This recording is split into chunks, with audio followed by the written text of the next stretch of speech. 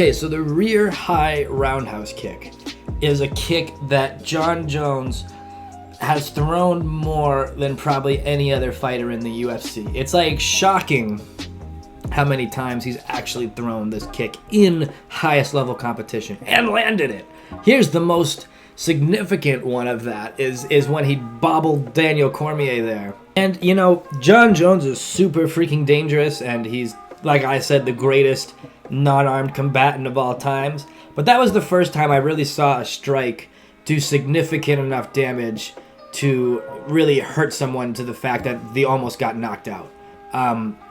Which is crazy, because the amount of times that Jon has actually landed this kick is like off the charts. You wouldn't even believe it until you start really like doing what I did, getting all of them, really watching every single Jon Jones fight, and then getting the clips of this kick being landed.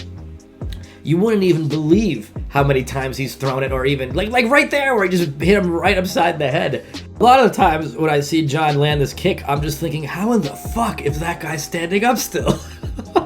So a really interesting thing about this kick is that he really almost exclusively throws it with his left leg. I've seen him throw it with his right leg, but he throws it with his left leg so much more. That means that he's going to throw it from a southpaw stance, so it's from the opposite stance that he's throwing the oblique kick and the lead leg side kick from. It's really starting to make me think maybe he's a lefty, but the fact that he's so good with the rear leg oblique kick implies that he might be a righty. The thing that allows Jon to get away with throwing this many head kicks is that he throws like infinity leg kicks at you. When you're worried about the low kick, you start to forget about the high kick. When you're worried about your knee literally being ripped apart to shreds, that's when you start to become more open to these high kicks. And they're exceptionally dangerous, especially when you're tall and as powerful as Jon Jones.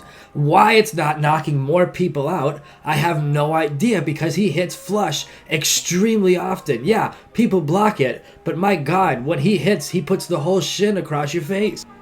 And at some point, I don't really care if you blocked the kick. Even if you managed to get your hand up to block that thing, some of that definitely got through. People seem to think blocks just nullify all damage. They don't. A lot of times, a lot of that force still comes right through your guard, and it is uncomfortable even when you block. It could break your arms too. Very likely it could break your arms. So, Jon Jones and the high kick, you gotta be careful of that thing, man.